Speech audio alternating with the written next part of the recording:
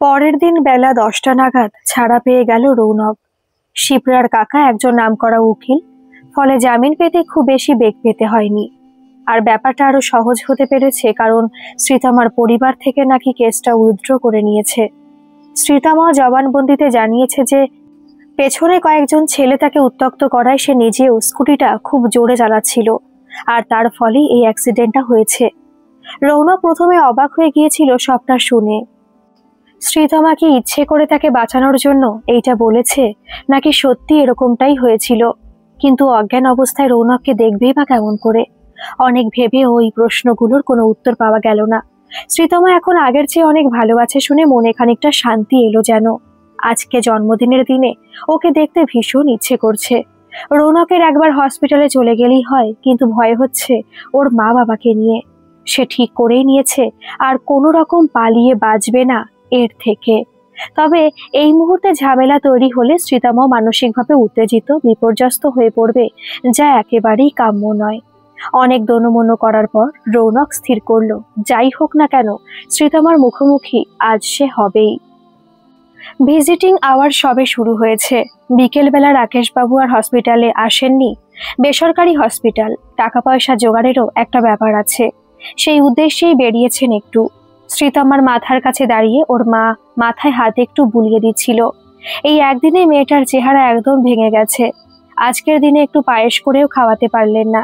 মেয়ের এই রকম অবস্থা দেখে কোন মা বাবাই পারে নিজেকে শান্ত রাখতে? শ্রীতমার মাও তার ব্যতিক্রম নন। বারবার তার চোখে জল আসছে, তবু তা চেপে রাখতে হচ্ছে পরিস্থিতির চাপে। এমন সময় হঠাৎ একজনের ডাকে ওনার ভাবনায় ছেদ পড়ল যেন। পেছন ফিরে দেখলেন বেশ লম্বা চওড়া একটা অল্প বয়সী ছেলে দাঁড়িয়ে আছে। কিছু বলার আগেই সে বলে উঠল, কাকিমা, আমার নাম দীপ। আমাদের বাড়িতে শ্রীতমা পড়াতে যায়। আজ সকালেই খবরটা পেলাম, তাই এখন।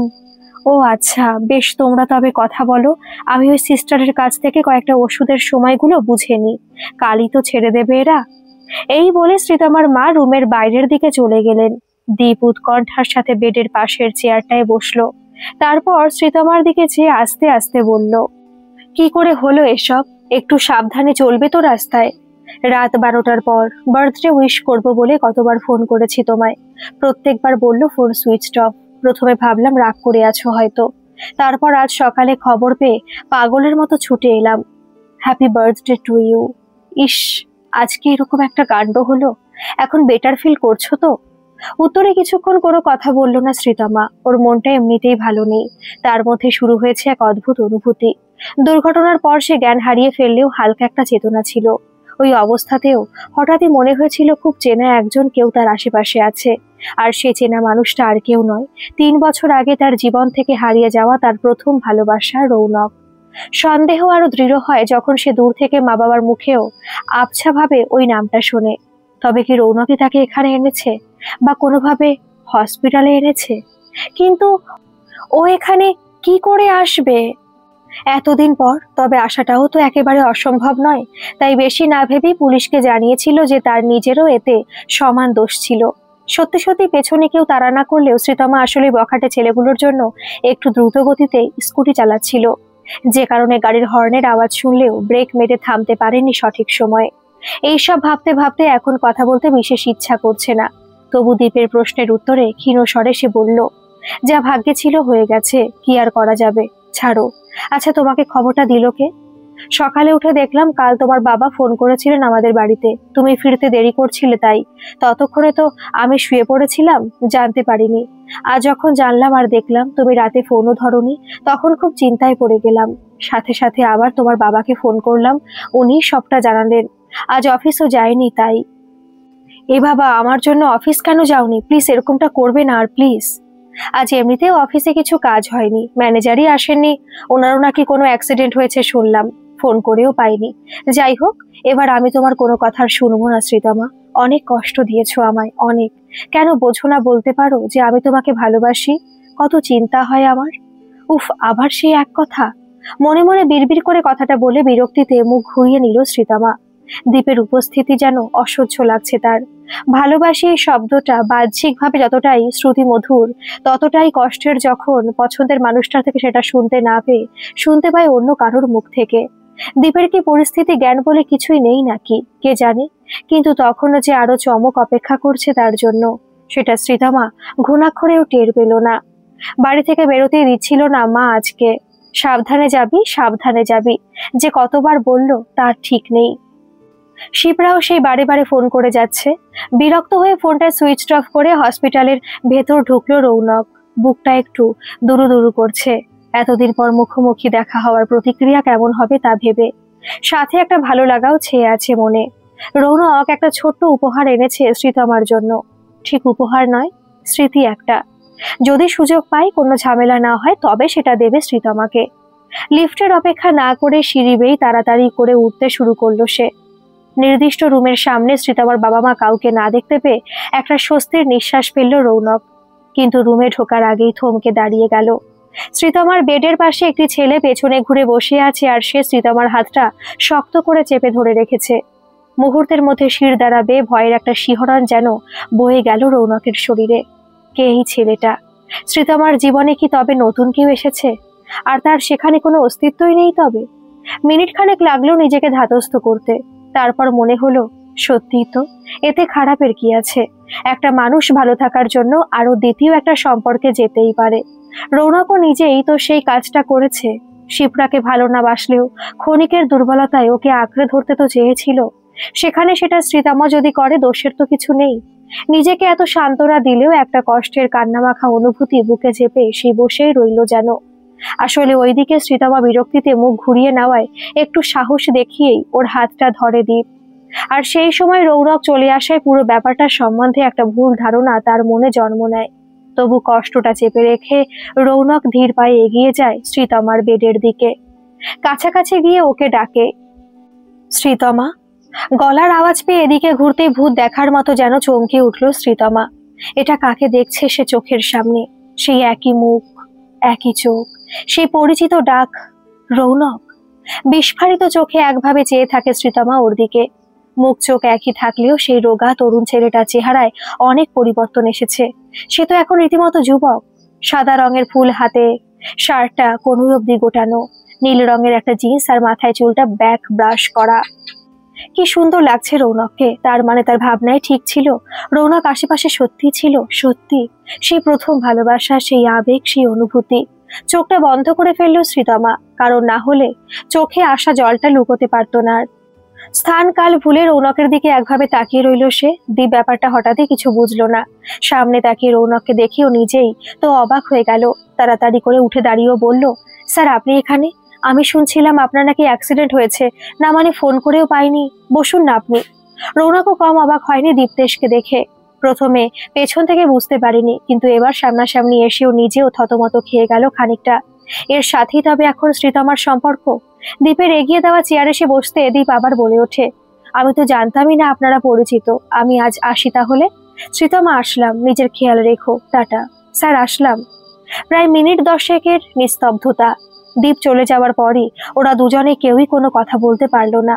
কি থেকে শুরু করবে বলা, সেটা ভেবে দিশেহারা হয়ে গেল। শ্রীতমা আর পারল না কান্নাটা চেপে রাখতে।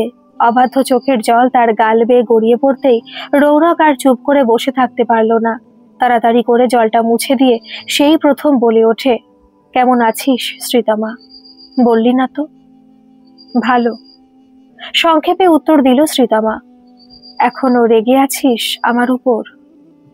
না, কারো উপর কোনো মান অভিমান নেই আর আমার। আসলে এত বছর পর দেখা, আমি ঠিক বুঝেছি। আসলে দূরত্ব বোধহয় বেড়ে গেছে অনেকটা। যাই হোক, তোর জন্মদিনে অনেক আশা করে একটা জিনিস নিয়ে এসেছিলাম। এখন অবশ্য আর আশাটা নেই, তবে তোর প্রতি ভালোবাসাটা একই রকম আছে। এই বলে উপহারটা বের করে শ্রীতমার সামনে ধরলো রৌনক। সামান্য একটু কেঁপে উঠল শ্রীতমা। সেই আংটিটা। একবার ওরা ধর্মতলায় গিয়ে দুজন দুজনের জন্য দুটো আংটি কিনেছিল। নেহাত ছেলে মানুষের বসে 20 টাকা দিয়ে আংটিগুলো কিনেছিল। তারপর একে অপরকে পরিয়ে দিয়ে বলেছিল যে ওদের এনগেজমেন্ট হয়ে গেল।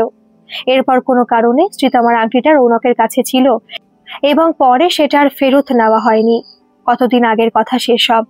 আজও চোখ বন্ধ করলে যেন চোখের সামনে ভেসে ওঠে স্পষ্টভাবে। ঘোর কাটিয়ে কাঁপা কাঁপা গলায় বলে ওঠে শ্রীতমা, এটা এটা এখনো তোর কাছে আছে? হুম, সবকিছুই আছে, শুধু তুই আর আমার নেই হয়তো, তাই না? মানে হঠাৎ এই কথা?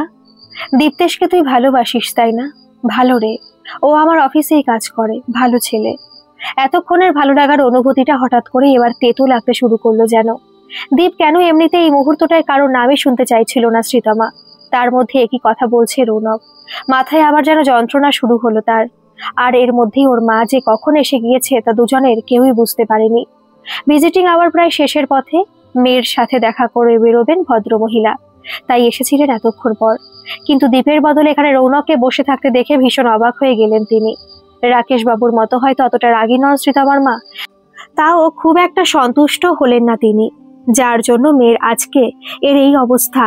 যার নামে এত খারাপ কথা শোনা গিয়েছিল, তাকে এই অবস্থায় দেখে যে কারোরই হয়তো খারাপ লাগারই কথা। এ কি তুমি এখানে? বিস্মিত হয়ে কথাটা বললেন শ্রীতমার মা।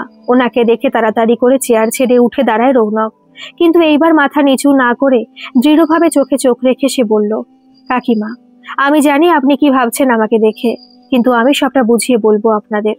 এখন অল্প কিছুক্ষণই আর বাকি আছে ভিজিটিং আওয়ারের, প্লিজ একটু বোঝার চেষ্টা করুন। তোমার নাম রৌনক তাই তো? বেশ, শোনো তবে, আমি এখন বেরিয়ে যাব। সব জেনে শুনে মেয়ের সামনে এমন একজনকে রেখে যাব যার জন্য আজ ওর এই অবস্থা। আর তোমার নামেও তো এত সুনাম শুনেছি যে আর বলার মতো নয়। একটা বাঁকা হাসি হেসে কথাগুলো বললেন শ্রীতমার মা। রাকেশ বাবু থাকলে হয়তো এতক্ষণে আরেকটা ঝামেলা লেগে যেত এখানেই, কিন্তু শ্রীতমার মা শান্ত মাথার মানুষ, তাই ঝামেলা আর বাড়ালেন না। তার মধ্যে শ্রীতমাও মধ্যস্থতা করার জন্য ক্ষীণ স্বরে বলে ওঠে, মা প্লিজ তুমি আর চিন্তা করো না, এখানে সবাই আছে তো, কোনো অসুবিধা হবে না। ঘরে বাবা একা আছে, তুমি সাবধানে এসো কেমন? আসছি, ভালো থাকিস। মেয়ের সাথে কথা বলে রৌনকের দিকে একবার দৃষ্টি নিক্ষেপ করে বেরিয়ে গেলেন ভদ্রমহিলা। এবার চেয়ারে বসে আর কোনো ভনিতা না করে সরাসরি আসল প্রসঙ্গে চলে গেল রৌনক। শ্রীতমার দিকে তাকিয়ে কেটে কেটে বলল, তোকে আমি কিছু কথা বলতে চাই, তোর শরীর ঠিক লাগছে তো? তাহলেই বলবো। বল। সেদিনের সেই ঘটনায় আমি দায়ী ছিলাম না, বিশ্বাস কর। সেদিন আসলে আমি জানি। রৌনকের কথার মাঝেই খুব সাধারণ গলায় বলে ওঠে শ্রীতমা, কিন্তু ওরে নির্লিপ্ত বলার ভঙ্গিতে ভীষণ অবাক হয়ে যায় রৌনক। কি বললি? তুই জানিস সবটা? তুই জানিস সেদিন সন্ধে বেলায় ওই খারাপ কাজটা আমি করিনি? তাহলে কেন প্রতিবাদ করিসনি বল? সবাই আমাকে দোষ দিল আর তুই দাঁড়িয়ে দেখলি। তো কি করব বলতে পারিস? তোর কোনো ধারণা আছে তুই চলে যাওয়ার পর কিভাবে থাকতে হয়েছে আমাকে? কোচিনে অনেকে জেনে গিয়েছিল তোর আমার সম্পর্কের ব্যাপারটা। ওই ইরা বা কেউ কোনোভাবে মা বাবাকেও জানিয়ে দিয়েছিল এই সব। আমি কি বলতাম তোকে বাঁচানোর জন্য? বাবা মার সামনে বলতাম যে আমি রৌনকের সাথে রোজ দেখা করতাম ওই অন্ধকার গলিতে। দোষের না হলেও ফ্যামিলির চোখে নিচে নেমে যেতাম, আর সবাই ভাবতো প্রেমিক বলে আমি তোকে বাঁচানোর চেষ্টা করছি। তুই তো একটু এগিয়ে আসতে পারতিস, তাহলে অন্তত সাক্ষী হিসেবে আমার কিছু বলার সুযোগ থাকতো। এক নাগাড়ে এতগুলো কথা বলে হাঁপিয়ে গেল শ্রীতমা। মাথা নিচু করে বসে আছে রৌনক। সত্যিই তো, একটা কথাও ভুল বলেনি মেয়েটা, কিন্তু ওই মুহূর্তে যে ওর কি হয়েছিল সেটা একমাত্র সেই জানে।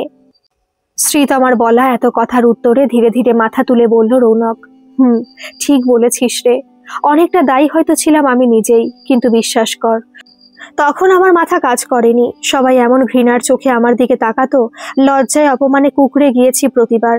মা পর্যন্ত দুদিন কথা বলেছিল না আমার সাথে, তারপরেই ঠাম্মা মারা গেল। নিজেকে গোছানোর সময় পেলাম না, তার মধ্যে উচ্চ মাধ্যমিক পরীক্ষা ছিল সামনে। আমি কি করতাম বলতো? ওই মেয়েটা ইরা, ওর জন্য আমার আজ এই অবস্থা। সব হারিয়েছি, সব। এখন আর্তনাদ করে কি করবি আর? যা হওয়ার তো হয়ে গেছে। তবে হ্যাঁ, তোকে আরো একটা কথা পরিষ্কার করে বলে দিই, যে দীপ আমার কেউ হয় না। আমি ওদের বাড়ি একটা বাচ্চাকে পড়াতে যাই, ও আমাকে পছন্দ করে, তবে আমার তরফ থেকে ওরকম কোনো ব্যাপার নেই। এবার বিশ্বাস অবিশ্বাস করাটা তোর পার্সোনাল ব্যাপার। বিশ্বাস করি আমি তোকে শ্রীতমা, সেদিনের অত বড় ঘটনার পরও তুই আমাকে বিশ্বাস করতে পারিস, আর আমি তোকে অবিশ্বাস করব ভাবলি কি করে? প্লিজ শ্রীতমা, সবকিছু কি ঠিক করে নেওয়া যায় না আরেকবার? জানি না রে, আমি এখন আশা করতেও ভয় পাই। ইচ্ছে করে শিপ্রার কথাটা এখনই শ্রীতমাকে বলল না রৌনক। আগেও সুস্থ হয়ে উঠুক, সবকিছু ঠিকঠাক হয়ে যাক, তখন না হয় বুঝিয়ে বলা যাবে সব ঘটনাটা।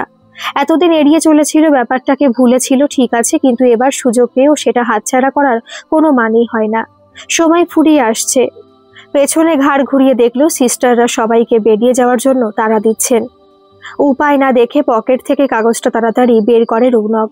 তারপর সেটা শ্রীতমাকে দিয়ে বলল, এতে আমার নম্বর আছে, বাড়ি ফিরে আমাকে ফোন করিস। আজ তোকে শুভ জন্মদিন বললাম না, কারণ জন্মদিনটা আমি নিজেই নষ্ট করেছি। কি জানিস তো, কষ্টের মাঝে একটা ভালো লাগা অনুভব করতে পারছি। সেদিন ওই অ্যাক্সিডেন্টটা না হলে হয়তো আমার জীবনে আর দ্বিতীয় সুযোগটা আসতো না। আক্ষেপ নিয়ে বাঁচতে হতো সারাটাক্ষণ। শুধু তোর জায়গায় এই হালটা আমার হলে ভালো হতো। এই যা, বাদ দে। আমাকে এটা বলতো, ইরার কোনো খবর দিতে পারবি? ইরা? সত্যি বলতে ওর সাথে আর যোগাযোগ রাখিনি, রাখার চেষ্টাও করিনি। তবে শুনেছিলাম ওর নাকি বিয়ে হয়ে গেছে। খবরটা সত্যি না মিথ্যে যাচাই করিনি। কেন, কি দরকার আবার তোর? সেটা দেখতেই পাবি। তুই শুধু বাড়ি গিয়ে ফোন করিস, বাকিটা আমি বুঝে নেব। আর ওই মেয়ে অত পড়াশোনা নিয়ে অহংকার করত, আর এত তাড়াতাড়ি বিয়ে করে নিল। বাহ, খুব ভালো।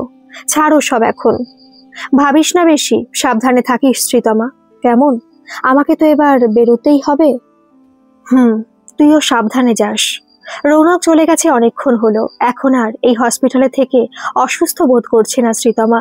মনটা এত ফুরফুরে লাগছে যে মনে হচ্ছে এখনই তো এরা ছুটি দিয়ে দিতে পারে। মনের ভেতর ছিটকিনি দিয়ে রাখা এত বছরের অভিমানগুলো যেন আছড়ে পড়তে চাইছে বাইরে। কত কিছু ভেবে রেখেছিল সে, একবার যদি রৌনক সামনে আসে কখনো। অনেক কথা শোনাবে, অনেক রেগে থাকবে, কিন্তু তার হলো কই? এতদিন পর দেখা হলেও মাঝের ব্যবধানটুকু মুছে গেছে নিমেষের মধ্যে। শ্রীতমা খুব ভালো করে বুঝতে পারছে রৌনক কখনোই কেবল তার জেদ ছিল না, ছিল সত্যিকারের ভালোবাসা। এমনিতেই প্রত্যেকটা মানুষেরই নিজেদের প্রথম প্রেমের উপর একটা আলাদা দুর্বলতা থাকে। সেখানে বিচ্ছেদের কারণ যদি দুজনে নিজে না হয়ে পরিস্থিতি হয়, তবে ফিরে আসার একটা সম্ভাবনা বোধহয় থেকেই যায়। সপ্তাহখানেক পর শ্রীতমা এখন আগের থেকে অনেকটাই ভালো আছে। রৌনকের সাথে কথা হয় মাঝে মাঝে, যদি ওদের সম্পর্কটা এখনো আগের অবস্থাতে ফিরে আসেনি, তবে সেটা হতে যে আর বেশি দেরি নেই তা বোঝাই যাচ্ছে। কিন্তু রৌনক মনে মনে কিছুতেই স্বস্তি পাচ্ছে না। যতদিন না শিপ্রা শ্রীতমা এদের দুজনকে সব কথা পরিষ্কারভাবে জানাতে পারছে, ততক্ষণ শান্তি নেই। একটা ভয় থেকেই যাচ্ছে যে শ্রীতমার সাথে আবার জুড়তে যাওয়া সম্পর্কটায় নতুন করে কোনো ভুল বোঝাবুঝি আসবে না তো। শিপ্রার কথা শুনে, তাও আবার এতদিন পর, শ্রীতমা তাকে আবার খারাপ ভাববে না তো? আর যে উদ্দেশ্য নিয়ে সামনে এগিয়ে চলেছে সেটায় সফলতা আসবে তো? মাথায় এমন হাজারো চিন্তা ভাবনা নিয়ে একটা বাড়ির সামনে এসে দাঁড়ালো রৌনক। শ্রীতমার থেকে পূজার নম্বর নিয়ে অনেক অনেক কসরত করার পর ইরার খোঁজ পাওয়া গেছে অবশেষে। রৌনক অবাক হয়ে যাচ্ছে শুধু। ও তো প্রথমে ভেবেছিল বিয়ে হয়ে গেলেও হয়তো কোনো চাকরি বাকরি করছে এখন ইরা, বা পড়াশোনা চালিয়ে যাচ্ছে।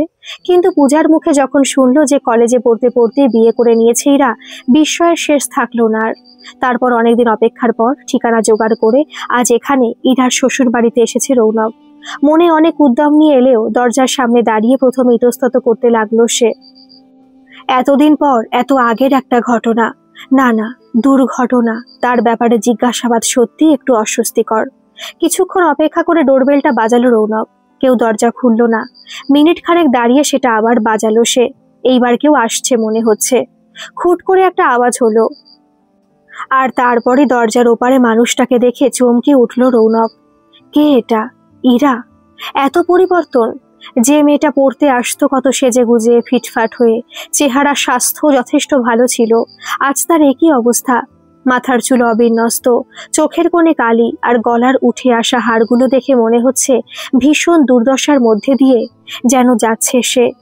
ইরা অবশ্য রৌনককে দেখেই চমকায়নি, কিন্তু অবাক হয়ে গেছে খুব। আসলে যে অপরাধী হয় তারই হয়তো আগে নিজের কুকীর্তির কথা মনে পড়ে পরিস্থিতি এলে। বছর 3 আগের ঘটনার কথা মনে করে চোখে চোখ রেখে আর চাইতে পারল না ইরা। নিজের দুরবস্থার চিত্র এভাবে আচমকা লোকসম্মুখে চলে আসাতে যথেষ্ট লজ্জাও লাগছে তার। ক্ষীণ স্বরে রৌনকের উদ্দেশ্যে কোনো রকমে সে বলল, রৌনক, তুই এখানে? আমি। একটু দরকার ছিল তোর সাথে। ব্যস্ত থাকলে বল, পরে আসবো, অসুবিধা নেই। না না, আয়, ভেতরে আয়। তাকে যে ঘরের ভিতরে ডাকার বিন্দুমাত্র ইচ্ছে নেই তা বেশ বুঝতে পারল রৌনক। যেন নেহাত নিয়ম রক্ষা করতে অনিচ্ছা ভরে তাকে আপ্যায়ন করছে ইরা। তবু দরকারটা এখন তার, সব মেনে তো নিতেই হবে। ইরার পিছু পিছু বসার ঘরে গিয়ে বসলো রৌনক। অবস্থা তো ভালোই মনে হচ্ছে শ্বশুর বাড়ির, তাহলে এমন দশা হলো কি করে মেয়েটার? একটা সোফায় বসে সে দেখতে পেল পাশের ঘর থেকে এক বয়স্ক ভদ্রমহিলা উঁকি মেরে তাকিয়ে দেখছে, বোধহয় ইরার শাশুড়ি হবে। কোলে একটা ছোট বাচ্চা, তবে কি সন্তানও হয়ে গেছে ইরার? যাই হোক, অত ভেবে কাজ নেই। বেশি দেরি না করে আসল কথায় চলে এলো সে। ইরার দিকে তাকিয়ে আস্তে আস্তে বলল, আশা করি 3 বছর আগের কথা তোর এখনো মনে আছে। একটু কেঁপে উঠল ইরা। এই ভয়টাই সে পাচ্ছিল। এতদিন পর রৌনকের খানে আসার কারণ তবে এটাই, একই বাড়িতে অশান্তি চলছে, তার মধ্যে আবার এই ঝামেলাও চলে এলো জীবনে। কি উত্তর দেবে? মিথ্যে বলার তো আর কোনো জায়গাই নেই। কিছুক্ষণ পর মেঝের দিকে তাকিয়ে মিনমিন করে উত্তর দেয় ইরা, হ্যাঁ মনে আছে। আমি জানি কি বলবি তুই, কিন্তু প্লিজ রৌনক, এখন এসব নিয়ে কিছু বলিস না প্লিজ। এটুকু অনুরোধ রাখবি? কেন? আমার কোনো অনুরোধ রেখেছিলিস তুই? না, সেসব তো কবেকার কথা। কেন আবার এসব নিয়ে বলতে এসেছিস তুই? কবেকার সেই একটা ঘটনাই আমার জীবনটা তছনছ করে দিয়েছে, যার ফল আমি এখনো ভুগছি। সেটা কি অস্বীকার করতে পারবি তুই? না, পারবো না। আমি ক্ষমা চাইছি তোর থেকে, যা বলবি শুনবো, কিন্তু আজ এসব নিয়ে কথা বলিস না প্লিজ। হাত জোর করছি আমি। কথা বলতে বলতে প্রায় কান্নায় ভেঙে পড়ল ইরা। মনে রাগ থাকলেও এবার একটু মনটা নরম হলো রৌনকের। নিচু গলায় সে বলল, বেশ, বুঝতে পারছি এটা তোর শ্বশুর বাড়ি, কিন্তু একটা ব্যক্তিগত প্রশ্ন না করে থাকতে পারছি না। তোর এরকম হাল হলো কি করে? যদি কোনো অসুবিধা না থাকে বলতে পারিস। রৌনকের কথার উত্তর সাথে সাথে না দিয়ে কিছুক্ষণ চুপ করে রইল ইরা। তারপর মাথা তুলে চারিদিকটা একবার সতর্কভাবে দেখে ধীরে ধীরে বলল, আমার দোষের শাস্তি হয়তো পেয়েছি আমি। তখন 2nd ইয়ারে পড়ি। রিতেশ বলে একটা ছেলের সাথে সম্পর্কে জড়িয়ে পড়ি, যে বর্তমানে আমার স্বামী। ও পড়াশোনায় বিশেষ ভালো ছিল না। ওর দাদা নীতিশ ওই কলেজেই পড়তো একই ইয়ারে। আমি মূলত নীতিশের সাথে সম্পর্ক করতে চেয়েছিলাম, কিন্তু ওর প্রেমিকা ছিল, তাই রিতেশের সাথে ভালোবাসা নাটক করি। সব জায়গা কেবল স্বার্থই দেখে গেলাম জানিস। আর এখন এমন পরিস্থিতি যে নিজের মেয়েটার চোখের দিকে তাকাতেও লজ্জা লাগে আমার। মানে, ওই পাশের ঘরে ওটা তোর মেয়ে? ও, দেখেছিস তাহলে? ওটা আমার মেয়ে। নীতিশ ইউনিয়ন করতো, তাই প্র্যাকটিক্যাল পরীক্ষায় সুবিধা, নোটসের লোভে, প্রচারের লোভে, পরে ইউনিয়নের সাহায্যে, একটা চাকরি লোভে নীতিশকে ক্রমাগত ঠকিয়ে যাচ্ছিলাম আমি। নীতিশকে গিয়ে একদিন নিজের মনের কথাও বলেছিলাম, ও ফিরিয়ে দিল। মনে আরো জেদ বেড়ে গেল, কিন্তু শেষ রক্ষা হলো না। ওরা 2 ভাই সবটা জেনে গেল আমার ব্যাপারে। নিজের জালে নিজেই ফেসে গেলাম, কারণ ততক্ষণে এক দুর্বল মুহূর্তে আমার গর্ভে এসে গেছে রিতেশের সন্তান। মাথা খারাপ হওয়ার জোগাড় হলো, কি করব বুঝে পেলাম না। বাচ্চা নষ্ট করার কথা ভাবলাম একবার, কিন্তু আমাকে অবাক করে দিয়ে রিতেশ তাতে রাজি হলো না। ও সত্যি আমায় ভালোবেসেছিল, আমাকে ঘৃণা করলেও সন্তানটাকে নষ্ট হতে দিল না। তখনও কোনো কাজই করতো না, মা বাবার বিরুদ্ধে গিয়ে বিয়ে করলো আমাকে। ঈশা মানে আমাদের মেয়ে জন্মালো এরপর। আমার ভাসুর নীতিশ, শ্বশুর শাশুড়ি সবার চোখে অনেক নিচে নেমে গেলাম। যতদিন বাচ্চা পেটে ছিল আমার একটু কদর ছিল, এখন তা একেবারেই নেই। যেন আমি চলে গেলেই খুশি হয় সবাই। মা বাবাও কথা বলা বন্ধ করে দিয়েছে, কোনো রাস্তাই খোলা নেই আর আমার জন্য। কেউ জানে না এই কথাগুলো। এই তুই প্রথম জানলি, পারলে আর কাউকে বলিস না প্লিজ। এতগুলো কথা বলে একটু নিঃশ্বাস নিল ইরা। আজ সত্যি ওর দুর্দশা দেখে করুণা হচ্ছে রৌনকের। মানুষ কি থেকে কি হয়ে যায় তাই বোঝা দেয়। হয়তো নিজের পাপের শাস্তি পেয়েছে ইরা, কিন্তু তার প্রয়োজনও তাকে মেটাতে হবে। তাই প্রসঙ্গ ঘুরিয়ে ইরাকে বলল, বুঝলাম, কি করবি বল, যেমন কর্ম তেমন ফল তো পেতেই হবে। কিন্তু এই কথাগুলো বলতে পারলি, আর আমার কথাগুলো শুনলে কি হতো? আসলে আমি ভয় পেয়ে গিয়েছিলাম, ভেবেছিলাম তুই বোধহয় চেঁচামেচি করবি, তাই। আচ্ছা এবার বল, কি করতে হবে আমাকে? ক্ষমা তো চাইলাম। ক্ষমা আমার কাছে চেয়েছিস। এখন হয়তো তোর এই অবস্থা দেখে একটু খারাপ লাগছে, কিন্তু ভুলে যাস না, যে অপবাদ আমাকে দিয়েছিলি তার কোনো ক্ষমা হয় না। তারপরেও তুই বদলাসনি। এখন দেওয়ালে পিঠ ঠেকে যাওয়ায় হয়তো নরম হয়েছিস। সে যাই হোক, যা বলছি এবার শোন। শ্রীতমার সাথে আমার সম্পর্কের কথা তো জানতিস। সেদিন সবাই অবিশ্বাস করলেও আমাকে বিশ্বাস করেছিল। আমি ঘুরে দাঁড়াতে পারিনি। আজ এত বছর পর আবার ওর সাথে আমার দেখা হয়েছে। আবারও আমাদের সম্পর্কটা একটু একটু করে আগের মতো হতে চলেছে। কিন্তু ওর বাবা মা এখনো আমায় ভুল বোঝে, খারাপ ভাবে। জানি সেদিনের ঘটনার পুনরাবৃত্তি ঘটিয়ে সবাইকে আমি প্রমাণ দিতে পারবো না। তবে শ্রীতমা আর ওর বাবা মা আমাকে আবার মেনে নিলেই আপাতত আমি খুশি। তুই একদিন ঠিক কর, যেদিন শ্রীতমার বাবা মা আর আরো কিছু লোক থাকবে, সেখানে সবার সামনে নিজের দোষ স্বীকার করবি তুই। বুঝতে পেরেছিস কি বললাম? কিন্তু আমার একটা ছোট বাচ্চা আছে, আর বাড়ি থেকে সেরকম তো বেরোইও না আমি। সে তো আমাকে না হয় ফোন করে আমি বলে দেবো। প্লিজ রৌনক। না ইরা, এমনিতেই তোর খারাপ অবস্থা দেখে আমি বেশি কিছু বলিনি। তা বলে এটা ভাবিস না যে সবকিছুতেই ছাড় দেব। 1 সপ্তাহ সময় দিলাম, এর মধ্যে যে কোনো একটা দিন ঠিক করে আমায় জানাস। এই নিয়ে আমার নম্বর রাখ। আর হ্যাঁ, বেশি দেরি করলে বা কোনো রকম চালাকি করলে কিন্তু তোর ফ্যামিলিকে সবটা জানাতে বাধ্য হব আমি। আশা করি সেটা তুই চাইবি না। এই বলে নিজের একটা কার্ড বের করে ইরার হাতে দিল রৌনক। তারপর আর কিছুর অপেক্ষা না করেই বেরিয়ে গেল বাড়ির বাইরে। এক অদ্ভুত নিস্তব্ধতা যেন ছেয়ে আছে চারিদিকে। আসন্ন ভবিষ্যতের কথা ভেবে একভাবে মাথা নিচু করে রইল ইরা। কি করবে সে এইবারে? এই কথাটা যদি কারো কানে যায়, এ বাড়িতে থাকা দায় হয়ে উঠবে তাহলে। আর রৌনকের কথা মেনে নিলে সবার কাছে আরো একবার অপমানিত হতে হবে। বাবা, এতদিন পর একটু আলাদা করে আমাকে সময় দেওয়ার কথা মনে পড়লো তোর? তুই জীবনেও বদলাবি না রে রৌনক। চোখে মুখে একরাশ খুশি নিয়ে কথাগুলো বলল শিপ্রা। আজ কতদিন পর তার মনের ইচ্ছেটা পূর্ণ হয়েছে। পার্ক স্ট্রিটের একটা দামি রেস্টুরেন্টে বসে আছে রৌনক আর শিপ্রা। আজকে স্ত্রী আমার ব্যাপারে সব সত্যিটা জানাতেই রৌনক ওকে এখানে এনেছে। কিন্তু কি দিয়ে যে কথা শুরু করবে সেটাই বুঝতে পারছে না। তার মধ্যে শিপ্রাকে এত খুশি দেখাচ্ছে যে বলতেও কিরকম দ্বিধা হচ্ছে। তাও বলতে তো হবেই। কফির কাপটা চামচ নাড়াতে নাড়াতে অন্যমনস্কভাবে ব্যাপারটা শুরু করার চেষ্টা করলো সে। শোন না শিপ্রা, আমার তোকে কিছু বলার আছে। বল না। এত কিন্তু কিন্তু করছিস কেন? আমাকে তুই কি ভাবিস? মানে, এ আবার কেমন কথা? তোকে কি ভাববো মানে? তুই আমার বয়ফ্রেন্ড, দ্যাটস অল। আচ্ছা, তোকে কখনো কি বলেছি যে আমি তোকে ভালোবাসি? না, বলিসনি। ইনফ্যাক্ট আমি জোরও করিনি কখনো। বাট ভালোবাসিস না এটাও তো বলিসনি, তাই না? হঠাৎ এসব কথা বলছিস কেন? তোর নীরবতাটাকে সম্মতি ভাবা কি খুব অন্যায় হয়ে গেছে আমার পক্ষে? কপালে চিন্তার ভাঁজ পড়ে গেছে শিপ্রার। রৌনকের কথায় কেমন যেন একটা বিপদের আভাস পাচ্ছে সে। এতদিন সম্পর্কটা একতরফা ভাবে থেকেও আশা ছিল মনে। ও ভেবেছিল রৌনক ছেলেটাই হয়তো এমন একটু আলাদা, মুখ ফুটে ভালোবাসি ভালোবাসি করে চেঁচায় না। কিন্তু তাকে প্রশ্রয় দেয় যখন, নিশ্চয়ই সেটা ভালোবেসেই করে। তবে কি ভাবনা চিন্তায় কোনো ভুল হয়ে গিয়েছিল? কিন্তু তার কথার কোনো উত্তর দিল না রৌনক। আসলে বলার মতো কোনো উত্তর নেই ওর কাছে। কি বলে যে নিজের সপক্ষে যুক্তি খাড়া করবে তাইও বুঝতে পারল না। শিপ্রা আবার ওকে জোর করলো। কি হলো? চুপ কেন তুই? সারা জীবন চুপই থাকবি? আজ বরং একটু প্রকাশ কর, বল। তোর বক্তব্যটা কি? আমি শুনবো, বল। তুই তোর আগের ভালোবাসাকে ভুলতে পেরেছিস কখনো? মাথাটা তুলে আস্তে আস্তে বলল রৌনক। না, ভুলবো কেন, মনে আছে। সাধারণ বাকি স্মৃতির মতো সেগুলোও মনে আছে। স্কুল লাইফের শেষে একজন প্রপোজ করেছিল, কয়েক মাস কথা বলতাম, তারপর বাড়িতে জানাজানি হলো, ব্যাস ব্রেকআপ। আর সেকেন্ড বার অবশ্য আমি নিজেই ঠকে গেছি। বিএসসি পড়ার সময় আলাপ, একে অপরকে পছন্দ করতাম, ক্রমে সেটা সম্পর্কে পরিণত হয়। কিন্তু ওর সাথে থাকতে পারলাম না। ও আরো অন্যান্য মেয়ের সাথে হালকা ফ্লার্টিং করতো।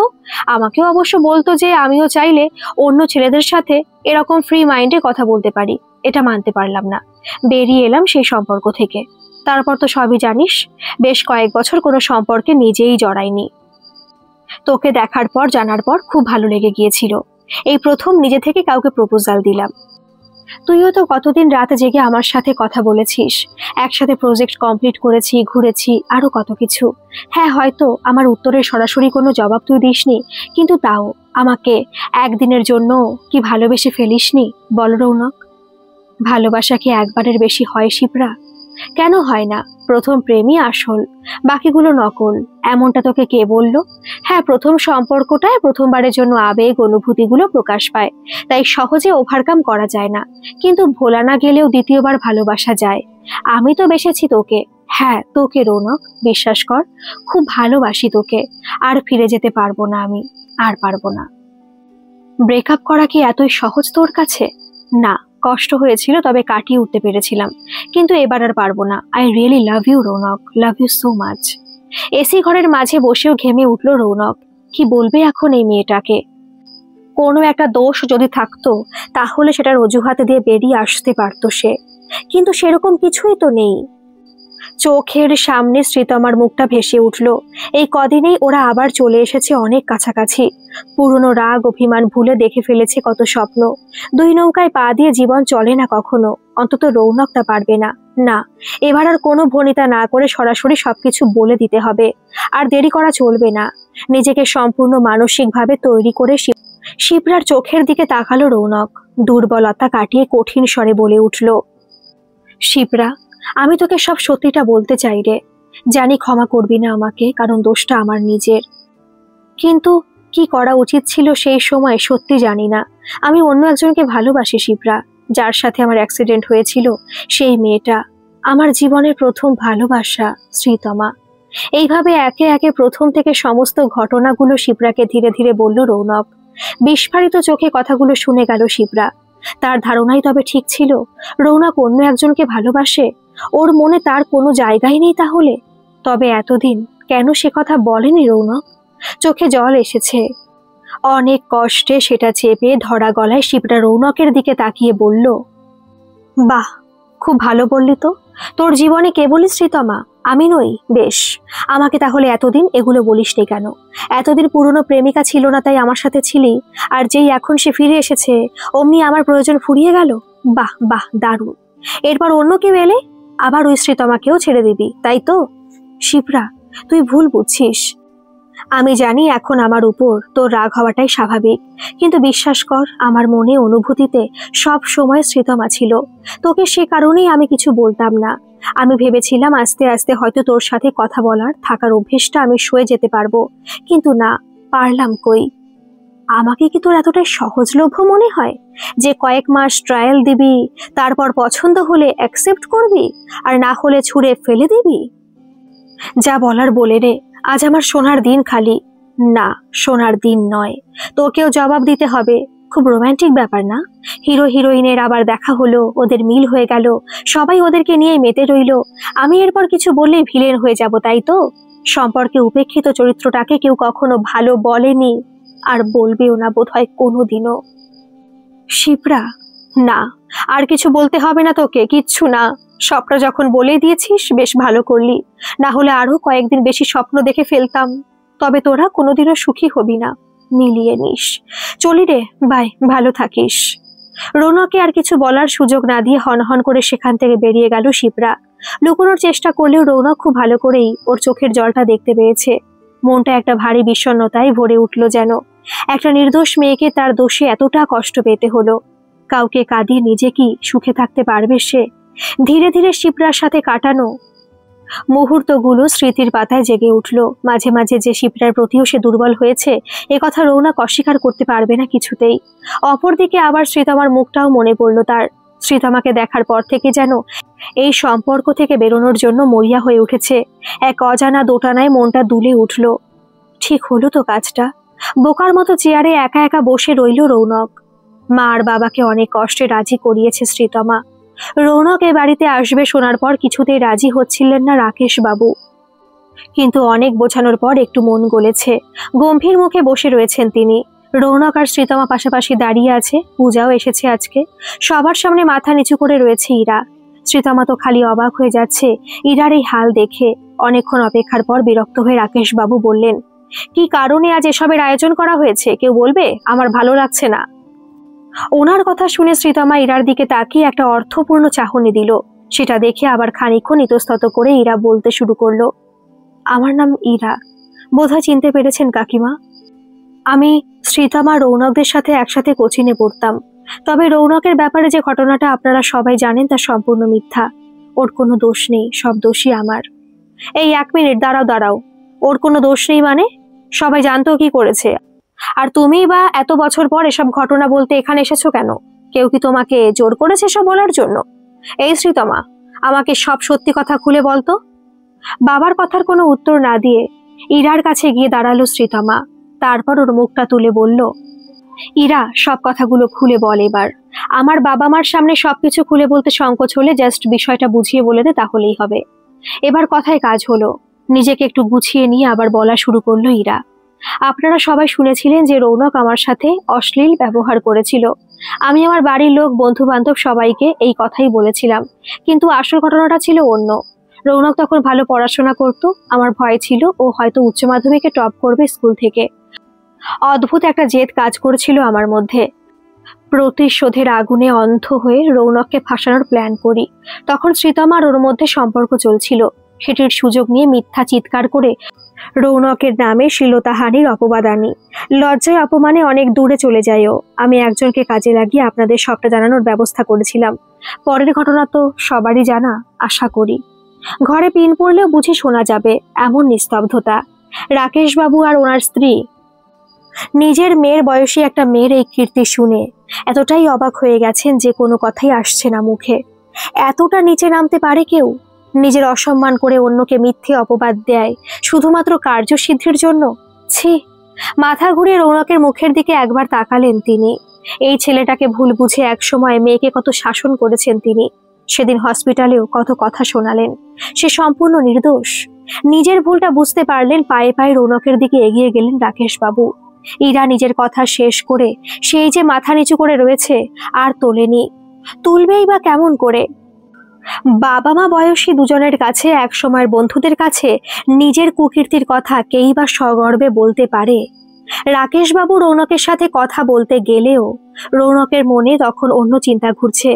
আজকে সমস্ত ভুল বোঝাবুঝি শেষ করবে সে। শিপ্রার ব্যাপারটা শ্রীতমাকে খুলে বলবে। এতদিন যখন মেয়েটা তার উপর বিশ্বাস হারায়নি, আজও নিশ্চয়ই হারাবে না। ইরা চলে যাওয়ার পর রৌনকের সাথে অনেকক্ষণ কথাবার্তা বললেন রাকেশ বাবু। এখন সে কি করে, কোথায় থাকে, বাড়ির সবাই ভালো কিনা, এইসব টুকটাক কথা। খেয়ে যেতেও বললেন অনেকবার, কিন্তু রৌনক তো মনে মনে উসখুস করতে লাগলো শ্রীতমার সাথে কথা বলার জন্য। তবে সেটা তো আর সরাসরি বলা যায় না ওর বাবা মার সামনে, তাই চুপচাপ শুনে যেতে লাগলো সব কথা। শ্রীতমা ওদিকে পূজার সাথে গল্প করতে ব্যস্ত তখন। এতদিন পর দেখা হলো পুরনো বন্ধুর সাথে। কত কিছু জমে আছে মনের ভেতর। যাই হোক, প্রায় আধ ঘন্টা পরে সুযোগ আসলো রৌনকের কাছে। পূজার বেরোনোর সময় শ্রীতমা বাবা মাকে বলে রৌনককে এগিয়ে দিয়ে আসার নাম করে বেরিয়ে পড়ল। রাকেশ বাবু আর কোনো বাধা দিলেন না। মেয়েটা কতদিন পরে একটু হাসছে। সেই গম্ভীর চুপচাপ থাকা মেয়েটা আজ কি সুন্দর প্রাণোচ্ছল হয়ে উঠেছে আগের মতো। এতদিন ধরে তবে এই ভাবনাই গেঁথেছিল শ্রীতমার মনের মধ্যে, যার তল ওনারা কখনো পাননি, আসলে পাওয়ার চেষ্টাও করেননি কখনো। মনে মনে ওদের প্রাণ ভরে আশীর্বাদ করলেন তিনি। রৌনক, অনেকক্ষণ ধরে দেখছি তুই কেমন অস্থির হয়ে আছিস মনে মনে। কি হয়েছে? সব ঝামেলা তো মিটে গেল, তাই না? রাস্তার মোড় অব্দি এসে পূজা অটো ধরে বেরিয়ে যাওয়ার পর শ্রীতমা রৌনকের হাতটা চেপে ধরল। পূজা আর রৌনকের সাথে কথা বলতে বাড়ি থেকে অনেকটা দূরে চলে এসেছে শ্রীতমা। এলাকাটা বেশ শুনশান। বিকেল বেলা, লোকজন তেমন নেই এদিকটা। আকাশের মুখ পুরো ভার হয়ে আছে। হয় অন্য কোথাও হয়ে গেছে বৃষ্টি, নয়তো এবারে হবে এখানে। মৃদু একটা ঠান্ডা হাওয়া দিচ্ছে চারিদিকে। সব মিলিয়ে মনোরম সুন্দর একটি পরিবেশ। এর মধ্যে শ্রীতমা লক্ষ্য করেছে রৌনক যেন কেমন অন্যমনস্ক হয়ে পড়ছে সারাক্ষণ। কিছু একটা বলা বা করার জন্য ভেতরে ভেতরে অস্থির হয়ে পড়ছে। তাই থাকতে না পেরে এবার জিজ্ঞেস করেই বসলো। রৌনক প্রথমে ভেবে পেল না যে কি বলবে। শ্রীতমার হাতটা সে আরো জোরে চেপে ধরল। ওর চোখের দিকে তাকিয়ে রইল অনেকক্ষণ। সেই দুটো চোখ। মানুষ বদলে যায় সময়ের সাথে, কিন্তু কখনো কখনো অতীতের ছোঁয়া পেয়ে ফিরে আসে চোখের সেই চেনা চাহনি। চোখের সামনে একে একে ভেসে ওঠে সব স্মৃতির পর্দা। ক্লাস 11-এ পড়া একটা তরুণীর চোখের কাছে আজ এই যুবতীর চোখের ভাষার কোনো পরিবর্তন নেই। রৌনকের প্রতি ভালোবাসা, বিশ্বাস এখনো একই রকম আছে প্রথম দিনের মতো। নিজের কাঙ্ক্ষিত ভালোবাসা ফিরে পাওয়ার অভিজ্ঞতা যে কি, তা একমাত্র যার সাথে হয়েছে সে বোঝে।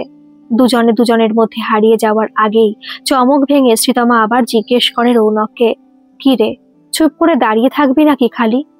হ্যাঁ, কিছু একটা বলতে চাইছিলি তুই, বল এবার।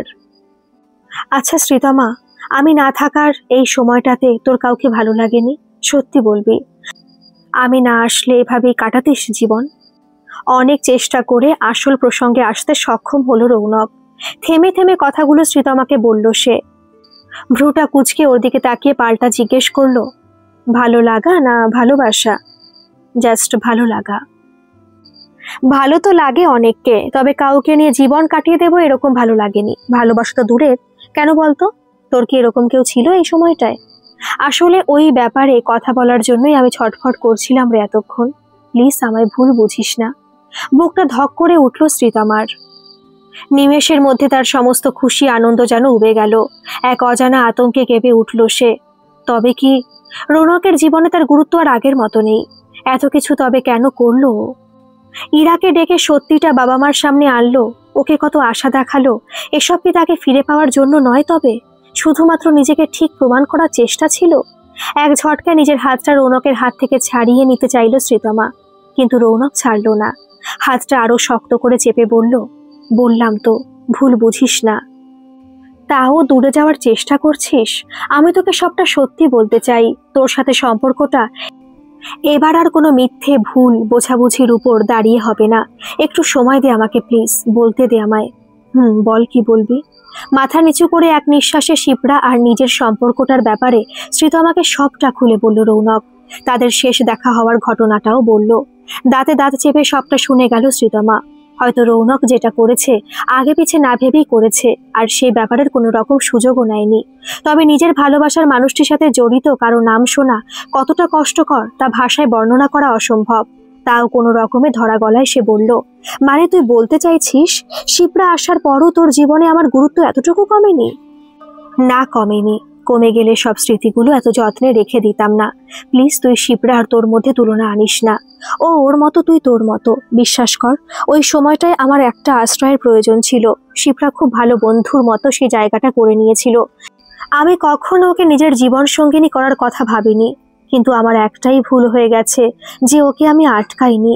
তার ফলেই মনে মনে অনেক দূর এগিয়ে গিয়েছিল শিপ্রা। তুই তো অন্তত বোঝ যে আমি বিশ্বাসঘাতক হতে পারি না। আচ্ছা, আশ্রয়ের প্রয়োজন কি আমারও প্রয়োজন ছিল না? তবু তো আমি কাউকে খুঁজে নিইনি। শ্রীতমা, তুই ভুলে যাচ্ছিস যে ভিকটিমটা আমি ছিলাম। যে দোষ আমাকে দেওয়া হয়েছিল তাতে আর ঠাম্মির হঠাৎ মৃত্যুতে আমি যে কতটা মানসিকভাবে ভেঙে পড়েছিলাম বলে বোঝাতে পারবো না। বুঝলাম। তবে তোকে এটা জানিয়ে দিলে আমিও খুব সুখে ছিলাম না। বাড়িতে অশান্তি, চারিদিকে তোর নামে কুৎসা শুনে পরীক্ষার চাপে পাগলের মতো হয়ে গিয়েছিলাম। আর তুই? শ্রীতমার কথা বলার মাঝখানে শব্দ করে রৌনকের ফোনটা বেজে উঠল। চমকে উঠে চারিদিকে একবার চোখ বুলিয়ে নিল ওরা। বিকেল গড়িয়ে গেছে সেই কবে। লোকজনের চলাচলও শুরু হয়ে গেছে। এতক্ষণ কথা বলার ঘোরে তো খেয়ালই হয়নি সময়ের হিসেব। ঠান্ডা একটা হাওয়ার তীব্রতা যেন আর একটু বেড়ে গেছে। আর তখনই ঘন কালো আকাশ থেকে ফোঁটা ফোঁটা করে বৃষ্টির জল এসে পড়ল ওদের মাথায়। তাড়াতাড়ি করে শ্রীতমাকে টেনে পাশের একটা ছাউনির নিচে গিয়ে দাঁড়ালো রৌনক। তারপর ফোনটা রিসিভ করে কানে দিল। হ্যাঁ সৌম্য, বল, কি হয়েছে? শোন না, তোকে পরে ফোন করি, একটু ব্যস্ত আছি এখন। ভাই, এদিকে খুব খারাপ একটা ব্যাপার ঘটে গেছে, তুই তাড়াতাড়ি আয়। মানে কি খারাপ হয়েছে? কি হয়েছে তো বল।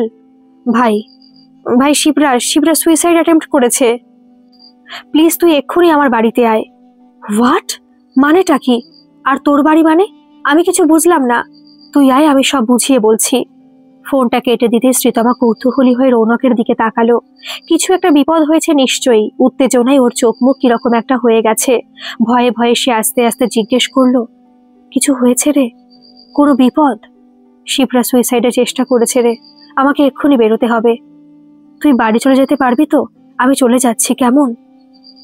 শ্রীতমাকে আর কোনো কথা বলার সুযোগ না দিয়ে সামনে চলে আসা একটা অটো ধরে তাড়াতাড়ি করে বেরিয়ে গেল রৌনক। শিপ্রার এই ঘটনা শুনে খারাপ লাগলেও রৌনকের তাড়া দেখে মনে মনে একটা অন্য ভাবনাও এলো। পর মুহূর্তে অবশ্য নিজেকে সামলে নিল সে। এইসব কি ভাবনা মাথায় আসছে তার? একজন অসুস্থ, সেটা যেই হোক না কেন, সেখানে দুশ্চিন্তা করাটাই তো স্বাভাবিক। তাই বেশি ভাবনা চিন্তা না করে বাড়ির দিকে এগোতে থাকলো সে। অনেকটা সময় পেরিয়ে গেছে। সন্ধ্যের অন্ধকার জাঁকিয়ে বসেছে যেন। ফোনটাও আনেনি, আসার সময় যে জানিয়ে দেবে। খালি পার্সটা নিয়ে বেরিয়ে পড়েছে। মনটা হঠাৎ করেই খুব খারাপ লাগছে। রৌনকের সাথে সম্পর্কটা তো বেশ চলছিল সরলভাবে, কোথা থেকে যেন কি হয়ে গেল। এই সব বিভিন্ন রকম কথা ভাবতে ভাবতে হাঁটছে শ্রীতমা। শর্টকাট নেওয়ার জন্য পাশের একটা গলিতে সবে ঢুকেছে। এমন সময় মনে হলো পেছনে যেন কয়েকজনের পায়ের শব্দ শোনা যাচ্ছে। চমকে উঠে পেছনে তাকিয়ে দেখে তিনটে ছেলে এদিকে এগিয়ে আসছে। অন্ধকারে মুখগুলো বোঝা যাচ্ছে না, কিন্তু সামনে লম্বা ছেলেটাকে দেখে যেন চেনা চেনা লাগলো তার। আর মুহূর্তের মধ্যেই চকিতে মনে পড়ে গেল সে প্রমোটারগুলোর দালাল না, যারা কদিন ধরে তার পিছু নিয়েছিল। মাঝখানে ওদের উপদ্রব কমে যাওয়ায় ব্যাপারটা তো ভুলেই গিয়েছিল শ্রীতমা। আজকে এই অন্ধকার গলিতে সে শয়তানগুলোকে এইভাবে আসতে দেখে মনে একটা ভয়ের দানা বেঁধে উঠল তার। সামনে লম্বা ছেলেটা তার সামনে এসে মুখে বাঁকা হাসি এনে বলল, কি দিদি, খুব তাড়া আছে বুঝি? কি ভেবেছিলে আমরা তোমায় ভুলে গেছি? ধুর, সেটা কখনো হয়? অনেকদিন থেকেই শুধু তাই অপেক্ষা করেছি। আজ তার ফল পেলাম। একটা ফ্ল্যাটের জন্য এত কষ্ট করছো তোমরা বাবা। লোকের কাজ না থাকলে অনেক কিছু করে শুনেছি, এখন দেখেও ফেললাম। মনে ভয়ের উদ্রেক হলেও মুখে তা প্রকাশ করলো না শ্রীতমা। এদের সামনে ভয় পেলে চলবে না, তাই ব্যঙ্গ করে কথাটা ওদেরকে বলল সে। কিন্তু ভদ্রভাবে কথা শোনার মতো ছেলে তো ওরা নয়। শ্রীতমার কথায় তোয়াক্কা না করে সামনের ছেলেটা আচমকা তার হাত চেপে ধরলো। গাটা ঘেন্নায় গুলি উঠল শ্রীতমার। হাতের এই জায়গাটাতে কিছুক্ষণ আগে স্পর্শ করেছিল রৌনক, আর এখন এই নোংরা ছেলেগুলো সেখানে হাত ছুঁয়ে দিল। কি অদ্ভুত, একটা স্পর্শেরও কত পার্থক্য থাকে তা বেশ বুঝতে পারল শ্রীতমা। গলিটা জনমানব শূন্য, চিৎকার করতে কি আদৌ লাভ হবে? যদিও কিছুটা এগোলেই বড় রাস্তা, তাও ছেলেটা আরো সামনে এগিয়ে আসলে কারো সাহায্যের অপেক্ষা না করে শ্রীতমা নিজেই নিজেকে বাঁচাতে এগিয়ে গেল। দিগবিদিক জ্ঞান শূন্য হয়ে হাতে থাকা পার্স সমেত একটা ঘুষি ছেলেটার নাক বরাবর সজোরে ছুঁড়ে মারল সে। পার্সে অনেকগুলো খুচরো পয়সা থাকায় বেশ ভারী হয়েছিল সেটা, ফলে হঠাৎ আঘাত পেয়ে চমকে যায় ছেলেটা। সে ভাবতেও পারেনি পাল্টা আঘাতও আসতে পারে এভাবে। দলের লিডারের এমন হাল দেখে অন্য ছেলেগুলো প্রথমে ঘাবড়ে গিয়েছিল, কিন্তু পর মুহূর্তে সেসব সামলে আরো তীব্রভাবে শ্রীতমার হাত দুটো চেপে ধরল ওরা। হাতগুলো এভাবে আটকা পড়ে যাওয়ায় আর সুবিধা করতে পারে না সে। লম্বা ছেলেটা ততক্ষণে নাকের আঘাতটা কাটিয়ে উঠেছে, রক্ত অবধি বেরিয়ে গেছে। রাগে জেদে শ্রীতমার উপর ঝাঁপিয়ে পড়তে গেল সে, আর উপায় না দেখে এবার জোরে চিৎকার করে ওঠে শ্রীতমা। কেউ কি সাহায্য করতে আসবে না তাকে? একটু তো সবে জীবনটা সুন্দর হতে যাচ্ছিল, তার মাঝে এসব হতে হলো। কিন্তু ভগবান বোধহয় তখনও শ্রীতমারই সহায় ছিল, কারণ শ্রীতমা খুব ভালো করে বুঝতে পারছিল যে কেউ আসবে না এগিয়ে। তাই আবারও চেষ্টা করে পা দুটোকে কাজে লাগায় শ্রীতমা। খেলাধুলায় সবসময় সুনাম ছিল তার। সেই মনের জোরে শরীরের সব শক্তি একত্র করে সজোরে একটা লাথি মারে ছেলেটা তলপেট বরাবর। যন্ত্রণায় কুঁকড়ে যায় ছেলেটির মুখ। তখনও লাথি থামায় না শ্রীতমা, এলো পাথারি পা চালিয়ে যায় সে ছেলেগুলোকে লক্ষ্য করে। হন্তদন্ত হয়ে সৌমের বাড়িতে ঢুকলো রৌনক। ভেবেছিল না জানি এমন কোনো খারাপ খবর তার জন্য অপেক্ষা করছে, যার জন্য সে সারা জীবন দায়ী থাকবে। কিন্তু দরজার কাছে পৌঁছে কয়েকটা গলার হাসি ঠাট্টার আওয়াজ শুনে থমকে দাঁড়িয়ে যায়। কে হাসছে? এরকম একটা ঘটনা ঘটে গেছে আর কেউ মজা আনন্দ করছে? তবে অবাক হওয়ার তখনও বাকি আছে। কৌতূহলী হয়ে দরজাটা খুলে দাঁড়াতেই থমকে যায় রৌনক। এ কি দেখছে সে? সোফার উপর সৌম, শিপ্রা আর একটা অচেনা মেয়ে হাসাহাসি করছে। তবে যে সৌম্য বলল শিপ্রা নাকি? রৌনককে দেখে হাসি থামিয়ে সৌম্যই প্রথম বলে ওঠে, wow Shipra, just see it. তোর সুইসাইডের খবর পেয়ে কিভাবে চলে এসেছে তোর কাছে। You are really lucky. শিপ্রাও ভীষণ খুশি মনে কথাটায় সায় দিল। পুরো ঘরের মধ্যে যেন একটা রঙ্গ তামাশা চলছে। রাগে কান মাথা গরম হয়ে গেছে রৌনকের। এটা কি ধরনের অসভ্যতা! শ্রীতমার সাথে ভালো মতো কথাও বলল না শুধুমাত্র এই খবরটা পেয়ে, আর এখানে তাকে ডেকে আনার জন্য ওরা সবাই মিলে জাস্ট একটা নাটক করলো। দাঁতে দাঁতে চেপে ওদের দিকে তাকিয়ে চিৎকার করে রৌনক বলে, মানে এটা শুধুমাত্র আমাকে ডাকার জন্য ছিল? কেন, কি দরকার ছিল এসবের? কারণ এতে এটাই প্রমাণিত হয় তুই আমাকে একটু হলেও ভালোবাসিস, বুঝেছিস? এবার আর সৌম্য নয়, শিপ্রা নিজেই সোফা থেকে উঠে কথাটা বলল। আসলে তার মনে হয়েছিল যে সুইসাইডের কথা শুনে রৌনক যদি ছুটে আসে তবে তার মানে নিশ্চয়ই এখনো তাকেই ভালোবাসেও। কিন্তু একবারের জন্য ভাবতে পারেনি যে এর পরিণাম কি হতে পারে। রৌনকের মুখে বলার মতো আর কোনো কথাই আসছে না। আজ একটা হেস্তনেস্ত হওয়া প্রয়োজন। মনে মনে এত রাগ হচ্ছে যে বলে বোঝানোর মতো নয়। সেই কারণে শিপ্রার চোখের দিকে তাকিয়ে সরাসরি সে বলল, তুই এতটা অবিবেচক তা তো জানতাম না শিপ্রা। আমি এভাবে দুশ্চিন্তায় ছুটে এলাম মানেই ভালোবাসা হয়ে গেল? একটা মানুষের বিপদ শুনে মানুষ ছুটে আসে, এটাই স্বাভাবিক। আর সেটাকে ব্যবহার করলি তুই, তাই তো? জোর করে ভালোবাসা পাওয়া যায় না, এটা কতবার বোঝাবো? রৌনক, এসব নিয়ে আমরা আলাদা করে কথা বলি। থাক না এখন এই সব সবার সামনে। না, থাকবে না। আমি নিজের দোষটা স্বীকার করেছি, তার জন্য হাজারবার আমায় ক্ষমা চাইতে বল, চাইবো। আর যা করতে বল করব। কিন্তু আমার পক্ষে তোকে ভালোবাসা সম্ভব না। আমি শ্রীতমাকে ভালোবাসি, ব্যাস এটাই শেষ কথা। সৌম্য বোধহয় এত সব কিছু জানতো না। যেটুকু শিপ্রার মুখ থেকে শুনেছিল অতটুকুই জানে, কিন্তু এখন রৌনকের মুখে সবটা শুনতে পেয়ে সে নিজেও অপ্রস্তুত হয়ে পড়েছে। এতটা বাড়াবাড়ি না করলেও হতো। এতদিন শিপ্রার সাথে রৌনকের সম্পর্কে অনেক গুঞ্জনই শোনা গিয়েছিল। বেশিরভাগরা ওদের কাপল বলেই জানতো। আর এখন যখন ব্যাপারটা ওদের একান্তই ব্যক্তিগত, সেখানে তৃতীয় কারো প্রবেশ না করাটাই ভালো। শিপ্রা একভাবে মাথা নিচু করে রয়েছে। মুহূর্তের জন্য তার মনে হয়েছিল রৌনক তাকে একেবারে ছাড়তে পারবে না হয়তো, কিন্তু আজ এত কিছুর পর বুঝতে পারছে যে রৌনকের জীবনে তার কোনো জায়গা কোনোদিনই ছিল না। ছাড়া তো দূরের কথা, শেষ চেষ্টা একটা করতে চেয়েছিল সে। তবে না, আর নয়, সত্যি বোধহয় জোর করে ভালোবাসা আদায় সম্ভব নয়। প্রথমে রৌনকের উপর রাগ হলেও এখন আর হচ্ছে না। এমনিতেই আজকের ঘটনায় রৌনকের চোখে অনেক নিচে নেমে গেছে শিপ্রা। এখন কিছু বাড়াবাড়ি করে আরো নিচে নামতে চায় না সে। ঘরের পরিস্থিতি একটু ঠান্ডা হলে রৌনক বেরিয়ে যাচ্ছিল, কিন্তু তার আগে শিপ্রাও হাতটা ধরে ফেললো। মাথাটা নিচু রেখেই ধীরে ধীরে বলল, আমায় ক্ষমা করে দিস রৌনক। মুহূর্তের উত্তেজনায় আমি নিজেকে ঠিক রাখতে পারিনি। সব মানুষের মানসিকতা এক হয় না রে। আমি একটা সম্পর্ক থেকে বেরোতে পারি অনেক সহজ, মুভ অন করাটা আমার পক্ষে খুব কঠিন নয়। কিন্তু তুই তেমন নোস। আমি জানি এই কমাসে তুই আমার সাথে কোনো খারাপ ব্যবহার করিসনি। একটা ভালো বন্ধু চেয়েছিলি, আমি জোর করে তাতে ভালোবাসা ট্যাগ লাগাতে চেয়েছিলাম, পারিনি। প্রথমে খুব কষ্ট পেয়েছিলাম জানিস, রাগ হচ্ছিল তোর উপর, ওই শ্রীতমা নামের মেয়েটার উপর। কিন্তু না, বিশ্বাস কর, আমি তোর লাইফের কোনো বাধা হয়ে দাঁড়াবো না, আর কোনো সম্পর্কতেও যাব না আপাতত। দেখাই যাক না জীবন কোন দিকে মোড় নেয়। তবে হ্যাঁ, ভালো বন্ধু হয়েও থাকতে পারবো না, কারণ তাতে আমি নিজেই গুমড়ে গুমড়ে মরে যাব। কেমন? ভালো থাকিস রে। একটুও না থেমে কথাগুলো বলে ফেললো শিপ্রা। এবার মনটা অনেক হালকা লাগছে, চোখে জল চলে এলেও তা সামলে নিয়েছে সে। রৌনক নিজেও অবাক হয়ে গেছে। একটু আগে শিপ্রাকে অন্যরকম মনে হচ্ছিল, আর এখন খুব খারাপ লাগছে মেয়েটার জন্য। জীবনে বোধহয় এমন এক একটা সময় আসে যখন এরকম দোটানার মধ্যে নিজেকে বের করে আনতে হয়, কখনো নিজেকে কষ্ট দিয়ে বা কখনো অন্যকে কষ্ট দিয়ে। মাথা ঠান্ডা করে শিপ্রার হাতটা ধরে রৌনক, তারপর বলে, বেশ, যেটা তোর ভালো মনে হয় তুই করিস, আমি বাধা দেব না।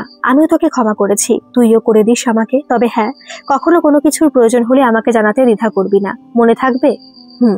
ওকে, ভালো থাকিস। যদি মনে হয় যোগাযোগ রাখিস। আসলাম তবে, টাটা। রৌনক বেরিয়ে যাওয়ার পরই শিপ্রাও বেরিয়ে পড়ল সৌমুর বাড়ি থেকে। মনটা খুব অশান্ত হয়ে রয়েছে। একটু চার্চে যেতে হবে আজ। মন খুব খারাপ থাকলে ওখানে যায় শিপ্রা। বাড়ির কাছে রয়েছে একটা পুরনো চার্চ, সেখানে মোমবাতির আলোয় ফাদারের মুখে বাইবেলের বাণী শুনলে মন আপনা আপনি অনেক শান্ত হয়ে যায়। রৌনকের সাথে আর যত সম্ভব যোগাযোগ না রাখারই চেষ্টা করবে শিপ্রা। তারপর জীবন যেভাবে তাকে পরিচালনা করবে সেরকম ভাবেই চলতে হবে। জীবনে সবকিছু চাওয়া পাওয়া আর কারই বা পূর্ণ হয়? আমরা সবাই কোনো না কোনো জায়গা থেকে সব সময় অসম্পূর্ণই থেকে যাই, এটাই এখানের নিয়ম। শেষ লাথিটা সজোরে মারার ফলে সামনের ছেলেটা একটু দূরে ছিটকে পড়ে। পাশে দুটো ছেলেও আর ধরে রাখতে পারছিল না শ্রীতমাকে।